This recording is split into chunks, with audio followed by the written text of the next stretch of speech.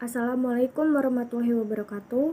Perkenalkan, saya Desi Sylvia Putri, NPM 20510303374 dari Prodi Akuntansi Syariah kelas B. Di sini saya akan mempresentasikan review jurnal yang berjudul Keluarga Berencana Perspektif Ulama Hadis dengan Jurnal Sosial dan Budaya Syar'i, volume dan halaman volume 6, nomor 1 tahun 2019, halaman 55-70. Dengan tahun 2019, penulis bernama Emilia Sari, tanggal 25 Januari tahun 2019. Langsung saja ke latar belakang. Indonesia merupakan salah satu negara yang memiliki jumlah populasi manusia yang banyak. Hal ini terjadi karena meningkatnya produktivitas dalam setiap keluarga. Hal ini dapat memberikan kontribusi bagi kekuatan Indonesia sendiri, yang para generasi inilah nantinya akan mempengaruhi perkembangan negara. Akan tetapi di satu sisi, dengan bertambah banyaknya jumlah penduduk di Indonesia mengakibatkan beban pemerintah dalam mengatur dan memberikan pelayanan yang baik berupa pendidikan, lapangan pekerjaan, kesejahteraan bagi mereka tidak maksimal. Dengan keterbatasan ini akan menimbulkan banyaknya tindak kriminalitas yang cenderung merusak moralitas. Berikutnya adalah tujuan penelitian untuk mendeskripsikan dan penanggulangan kehamilan keluarga berencana dalam perspektif ulama hadis. Berikutnya permasalahan. Bertambah banyaknya jumlah penduduk di Indonesia mengakibatkan beban pemerintah dalam mengatur dan memberikan pelayanan baik berupa pendidikan, lapangan, pekerjaan, kesejahteraan bagi mereka tidak maksimal. Dengan keterbatasan ini akan menimbulkan banyaknya tindak kriminalitas yang cenderung merusak moralitas. Bagaimana pandangan ulama mengenai KB serta apa manfaat dari KB tersebut? Untuk itu, jurnal ini menjelaskan mengenai keluarga berencana dan menanggulangi kehamilan dalam perspektif ulama hadis. Berikutnya adalah metode penelitian yang digunakan bersumber pada jurnal perundang-undangan Al-Quran dan Hadis. Dengan hasil penelitian dari metode penelitian ini dapat menghasilkan bahwa pembahasan yang dapat disimpulkan sebagai berikut. Di Indonesia saat ini ada beberapa kasus dasar hukum keluarga berencana, yaitu dasar yuridis formal. Yang pertama, ketetapan MPR RI nomor 2 MPR tahun 1993 tentang garis-garis besar haluan negara. Dan yang kedua, Undang-Undang nomor 5 tahun 1074 tentang pokok-pokok pemerintah di daerah. Dan yang ketiga, Undang-Undang nomor 5 tahun 1979 tentang pemerintah desa, dan Undang-Undang Republik Indonesia nomor 10 tahun 1992 tentang perkembangan kependudukan dan pembangunan keluarga sejahtera. Peraturan Pemerintahan RI nomor 21 tahun 1994 tentang penyelenggaraan pembangunan keluarga berencana. Dan yang terakhir, Instruksi Presiden RI nomor 3 tahun 1996 tentang pembangunan keluarga. Berikutnya, dasar agama Al-Quran dan Hadis.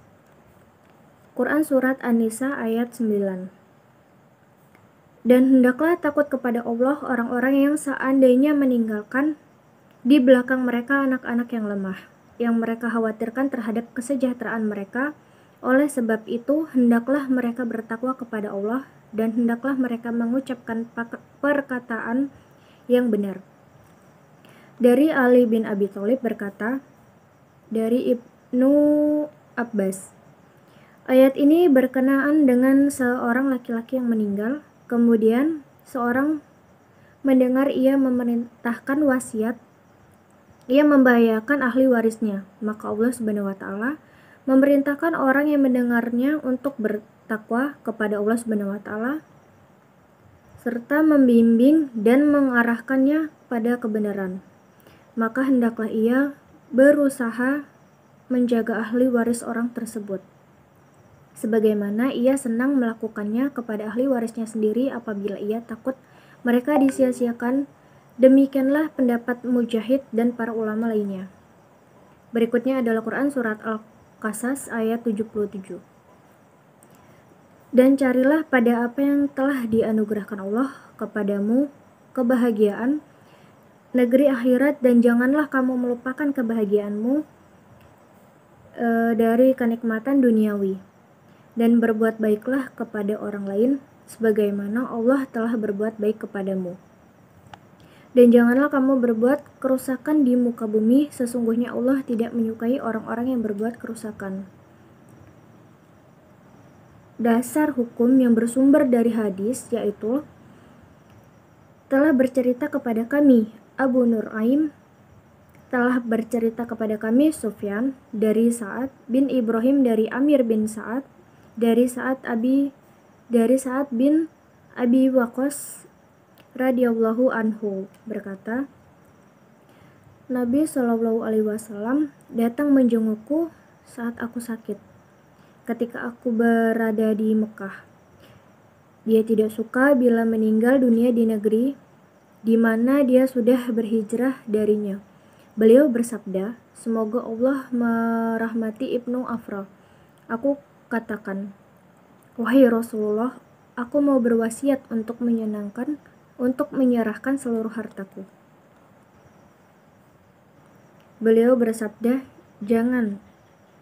Dan aku katakan setengahnya. Beliau bersabda, jangan, aku katakan lagi sepertiganya. Beliau bersabda, ya sepertiganya, dan sepertiga itu sudah banyak. Sesungguhnya jika kamu meninggalkan ahli warismu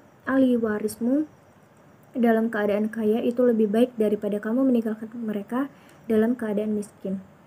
Lalu mengemis kepada manusia dengan menengadahkan tangan mereka, sesungguhnya apa saja yang kamu keluarkan berupa nafkah, sesungguhnya itu termasuk sedekah. Sekalipun satu suapan yang kamu masukkan ke dalam mulut istrimu, dan semoga Allah mengangkatmu di mana Allah memberi manfaat kepada manusia melalui dirimu atau memberikan mudarat orang yang lainnya.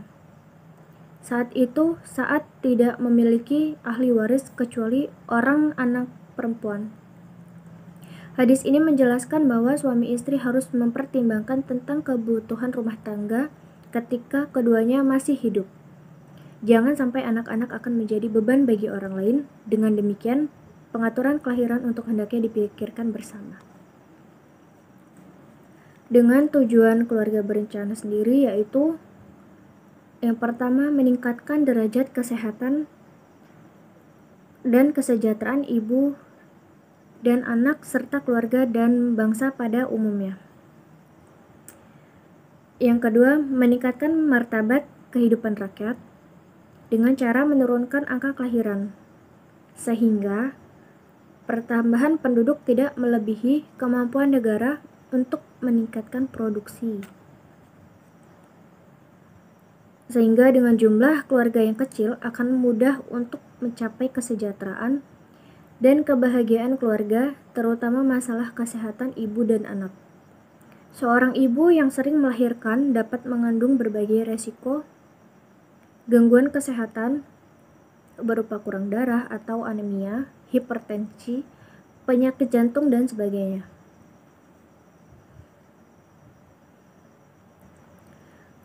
Alasan yang mendorong keluarga berencana yang pertama adalah khawatir terhadap kehidupan kesehatan si ibu apabila hamil atau melahirkan anak, yakni setelah dilakukan penelitian dan pemeriksaan oleh dokter yang dapat dipercaya. Karena Allah berfirman dalam Quran Surat Al-Baqarah ayat 195,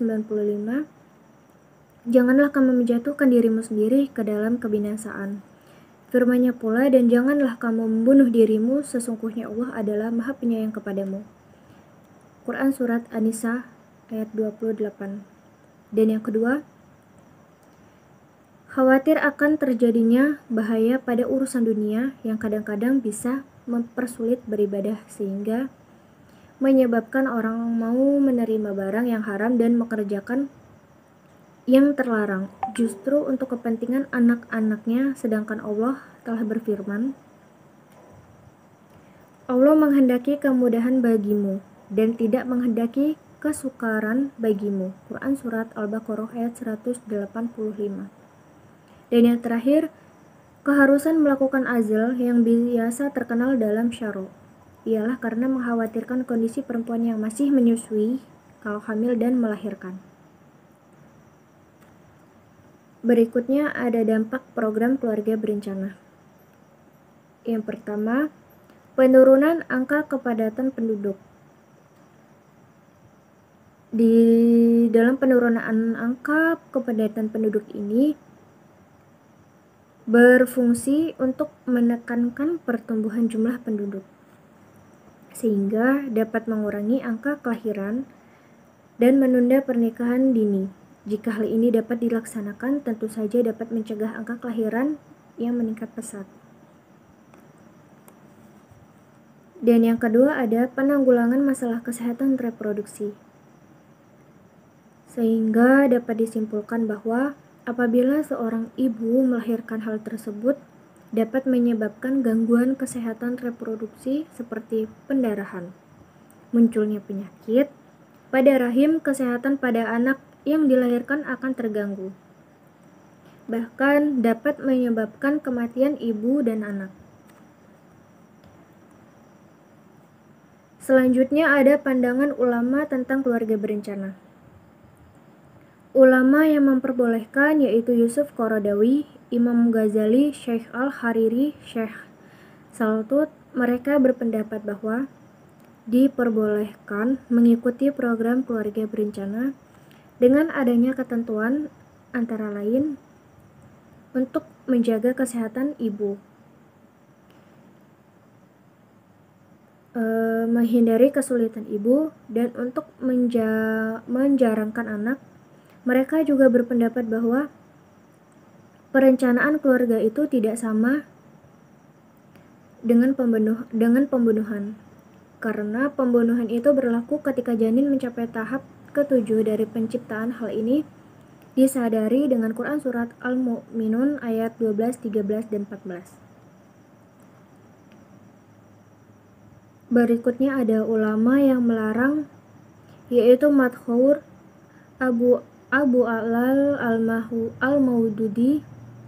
Mereka melarang mengikuti keluarga berencana karena perbuatan itu termasuk membunuh keturunan sebagaimana firman Allah Subhanahu wa taala dalam Quran Surat Al-Isra ayat 31. Dan janganlah kamu membunuh anak-anakmu karena takut kemiskinan. Kamilah yang akan memberi rezeki kepada mereka dan juga kepadamu. Sesungguhnya membunuh mereka adalah suatu dosa yang besar. Dari jurnal tersebut ada kelebihan, yaitu menurut saya kelebihan dari jurnal itu yaitu dengan metode yang digunakan. Menurut saya mudah dipahami, serta pembahasannya juga yang sudah sangat lengkap. Untuk kekurangan sendiri, menurut saya kekurangan di jurnal tersebut kurang banyak mencantumkan sumber-sumber jurnalnya yang dapat menambahkan dan menguatkan hasil dari penelitian jurnal tersebut. Wassalamualaikum warahmatullahi wabarakatuh.